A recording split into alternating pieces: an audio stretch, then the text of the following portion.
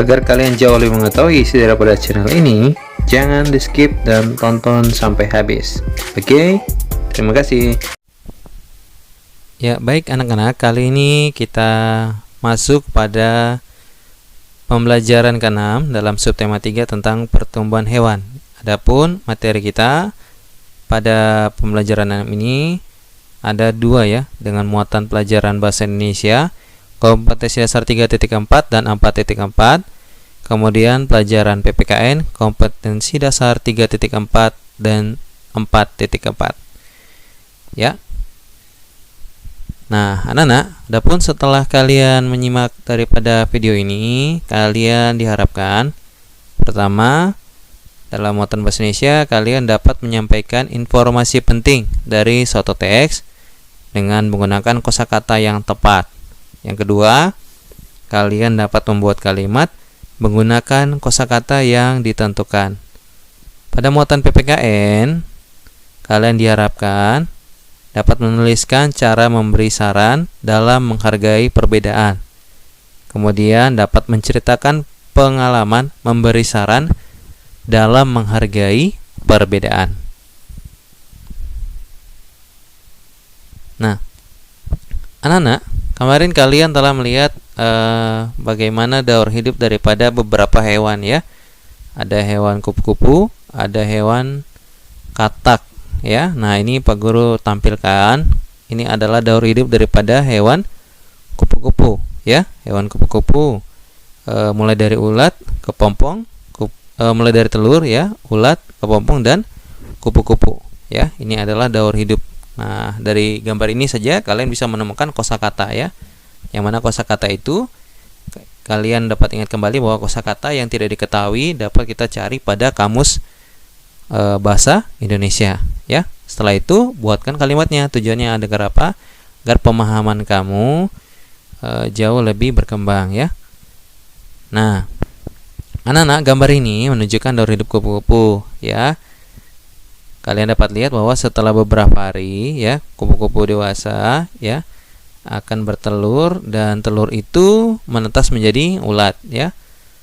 Setelah itu ulat akan memakan daun-daunan sehingga tubuh ulat itu menjadi besar ya.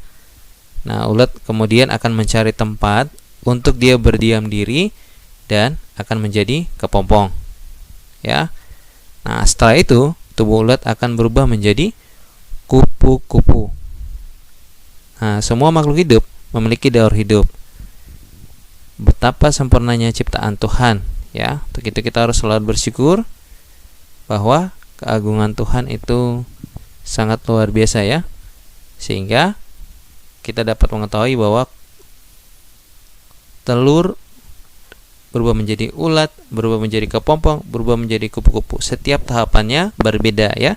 Itu yang dinamakan dengan daur hidup ya, atau metamorfosis. Nah, ini adalah gambar dari daur hidup hewan apa, Nana? Hewan katak ya. Katak dewasa, telur, berudu dan katak muda. Nah, selain kupu-kupu, anak-anak, katak juga memiliki 4 tahapan daur hidup ya, mulai dari telur, berudu, katak muda sampai pada katak dewasa. Nah, katak mengalami perubahan bentuk yang sangat berbeda ya. Daur hidup katak dimulai dari telur, kemudian telur berubah menjadi berudu. Ya, berudu akan berubah menjadi katak muda ya, yang memiliki ekor. Nah, kemudian katak muda akan berkembang menjadi katak dewasa ya, dan ekornya menjadi hilang. Nah, kali ini anak-anak kalian akan menemukan informasi dari sebuah teks yang Pak Guru tampilkan ini ya. Teksnya adalah tentang daur hidup lalat. Kalian boleh simak dan Pak Guru bacakan ya. Ada berbagai hewan di sekitar kita. Ada hewan yang menguntungkan dan ada juga yang merugikan. Contoh hewan yang menguntungkan adalah ayam, kambing, dan sapi. Contoh hewan yang merugikan adalah nyamuk dan kecoak. Setiap hewan mengalami proses pertumbuhan dan perkembangan. Proses pertumbuhan dan perkembangan hewan tersebut disebut daur hidup hewan. Baik hewan yang menguntungkan atau merugikan akan mengalami daur hidup. Daur hidup lalat dimulai dari telur. Lalat bertelur di mana-mana, termasuk di makanan, tempat lalat hinggap. Telur lalat menetas menjadi larva. Setelah beberapa hari, larva lalat akan berubah menjadi kepompong. Setelah beberapa hari kemudian, selanjutnya akan menjadi lalat dewasa. Kemudian lalat dewasa akan bertelur kembali. Ya, ini ya gambarnya ya. Jadi mengapa hewan lalat ini adalah hewan yang merugikan, nanti kalian akan tahu ya.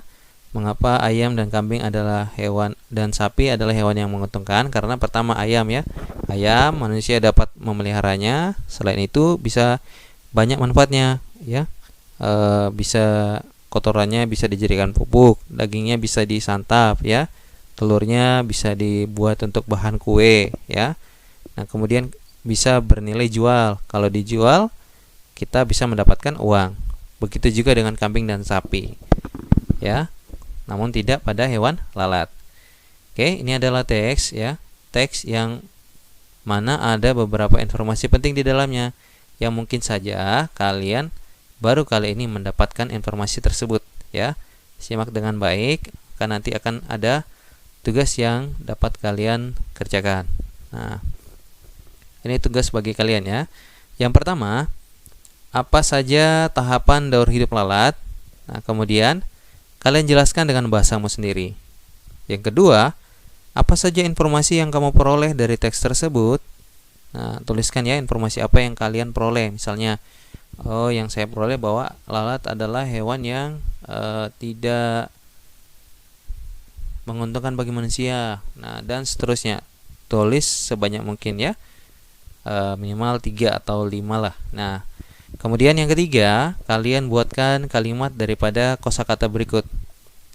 Ada 3 kalimat di bawah ini. A. Daur hidup. B. Metamorfosis. C. Berkembang biak. Kalian buatkan kalimatnya ya. Oke anak-anak. Nah, jadi anak-anak, dari antara kedua hewan tadi ya, hewan kupu-kupu dan juga hewan katak ya, ada beberapa dari antara kita yang takut untuk menyentuh kedua hewan tersebut. Nah, ada juga yang berani, ada yang tidak berani, seperti ini ya. Nah, ini di sekitar kita ada terjadi seperti anak-anak. Ini namanya adalah perbedaan keberanian. Nah, kalau ada temanmu yang tidak suka dengan hewan katak ya, kalian jangan memberikan hewan katak tersebut, akhirnya dia takut. Nah, nanti apa? Nanti dia tidak akan bermain kepada kalian. Namun kalau dia takut, maka kamu harus menghargai ketakutannya dia. Jangan berikan hewan katak tersebut kepada dia, ya. Oke, anak-anak ya. Nah, jadi anak-anak, kali ini kita masuk pada materi kita tentang memberi saran dalam menghargai perbedaan di masyarakat. Kamu anak-anak sudah mempelajari bagaimana cara memberikan saran kemarin ya. Kita mempelajari pada pembelajaran 5 cara memberikan saran dalam menghargai perbedaan yang ada di lingkungan sekolah. Nah, cara itu juga kalian dapat gunakan dalam lingkungan masyarakat. Nah, ingat kembali ada beberapa caranya. Yang pertama, kalian harus mengucapkan saran ya dengan bahasa yang santun. Bahasa yang santun itu apa? Bahasa yang baik, yang mudah dimengerti, dan bahasa yang tidak menyakitkan hati daripada teman kalian atau menyakitkan hati daripada orang yang akan kamu berikan saran ya. Yang kedua, kalian berikan solusi yang paling mudah untuk dilakukan. Yang ketiga, jangan memaksa saran untuk diterima. Oke anak-anak ya. Jadi kalau kalian di masyarakat, contohnya ya, pada saat kalian bermain ya, ada peraturan bahwa tidak boleh bermain di rumput Nah, tujuannya agar apa? Supaya rumput itu tetap hijau. Nah, maka cara yang harus dilakukan ya, maka solusi yang dilakukan supaya mereka tetap masih bisa bermain ya, namun tidak di lahan rumput adalah bermain di daerah yang tidak berumput. Nah, itu solusi yang tepat ya, Nan ya. Misalkan kamu ada bermain di halaman rumah temanmu dan itu rumputnya baru saja ditanam ya. Karena hujan misalkan akan menimbulkan becek kalau kalian bermain bola di situ. Nah, maka solusinya adalah tunggu hujan reda dan cari tempat bermain yang baru ya. Artinya jangan di situ lagi. Tujuannya adalah supaya rumput itu tetap tumbuh, tetap hijau ya. Begitu anak-anak ya. Jadi ini adalah contoh pelaksanaan bahwa kita menghargai yang namanya perbedaan di lingkungan masyarakat. Oke ya. Nah, bagaimana cara menghargai perbedaan? Nah, cara menghargai perbedaan itu adalah dengan cara kalian mampu untuk memberikan saran ya. Walaupun kita hidup dalam lingkungan yang berbeda, anak-anak, pasti ada sesuatu yang harus kita berikan saran ya. Sekali lagi, walaupun kita hidup dalam lingkungan yang berbeda, ada sesuatu yang harus kita berikan saran. Nah, contoh pada gambar ini ya. Kalian melihat bahwa ada seorang anak yang membuang sampah sembarangan. Nah, tentu kalau kita melihatnya, kamu harus memberikan saran. Apa saran yang kamu lakukan, anak-anak? Apakah langsung kamu marah ya? Hei, kok ini buang sampah sembarangan lagi? Mata di mana? Nah, tidak seperti itu ya. Atau bilang, kawan, mari sini dulu. Aduh, tidak boleh, lain kali jangan buang sampah sembarangan, Kak. Kasihan, nanti kita punya lingkungan menjadi kotor. Nah, seperti itu. Itu adalah saran yang baik, saran yang dengan bahasa yang santun. Oke ya. Nah, yang kedua. Nah, kalau ada rumah daripada tetanggamu seperti ini ya, ada banyak sampah yang berisi kotoran-kotoran ya dan bau ya. Apa yang harus kamu sampaikan? Atau kok rumah ini paling panjoro, oke, seperti itu atau bagaimana? Kalau kalian menggunakan bahasa seperti itu berarti tentu tidak santun ya. Yang santunnya seperti apa? Misalkan temanmu ini bernama Andi ya. Oke, ayo Andi. Aduh, ayo kita sama-sama kasih bersih itu halaman rumahmu yuk. Kenapa? Jangan, ini kalau kotor kayak gini, kata ibu guru atau kata bapak guru bahwa nanti akan mendatangkan penyakit. Karena kalau lingkungan rumah itu harus sehat, harus bersih, tidak boleh ada sampah. Ayo sama-sama. Aduh, saya takut. Ayo sudah, nanti saya temani. Nah, seperti itu ya. Itu adalah saran yang baik yang kamu lakukan. Sehingga apa? Sehingga akan mendapatkan manfaatnya. Manfaatnya apa? Anak yang tadi membuang sampah sembarangan, setelah kamu memberikan saran dengan santun ya, dengan bahasa yang mudah dimengerti, tidak menyakitkan hati dia ya, dan memberikan solusi. Tidak boleh lagi buang sampah di sini ya, itu sudah ada tempat sampah kok. Nah, nggak boleh buang sampai situ teman, nanti lingkungan kita menjadi kotor. Baiknya adalah kamu buang sampah pada tempatnya ya. Nah, sehingga apa? Dia mengalami perubahan. Dia nanti keesokan harinya dia tidak melakukan perbuatannya lagi. Nah, kemudian berikut, nah, dengan tetanggamu yang seperti ini, tetanggamu juga pasti akan melakukan perubahan. Nah, perubahannya apa? Dia tidak lagi membiarkan lingkungannya menjadi kotor karena dia tahu bahwa ternyata lingkungan kalau kotor seperti ini, rumah saya kotor, banyak sampah, bersih air hujan yang ada di kaleng-kaleng kosong akan mendatangkan penyakit, akan mendatangkan sakit malaria ya, nyamuk yang akan bertebaran, akan menggigit sehingga saya dapat terkena penyakit. Nah, seperti itu ya anak-anak ya. Nah, ini adalah penugasan ya. Jadi anak-anak yang akan Pak Guru bacakan ini ya, dengar ya. Dedi dan teman-teman sedang berkumpul di rumah Dika untuk bermain sepeda ke taman. Saat akan berangkat, hujan tiba-tiba turun. Ibu Dika menyarankan mereka untuk tidak bermain di luar karena hujan. Yang pertama, tugas kalian adalah apa saran yang dapat kamu berikan untuk Dedi dan teman-temannya. Yang kedua, berikan alasan dan juga solusi yang paling mudah. Ya, anak-anak ya.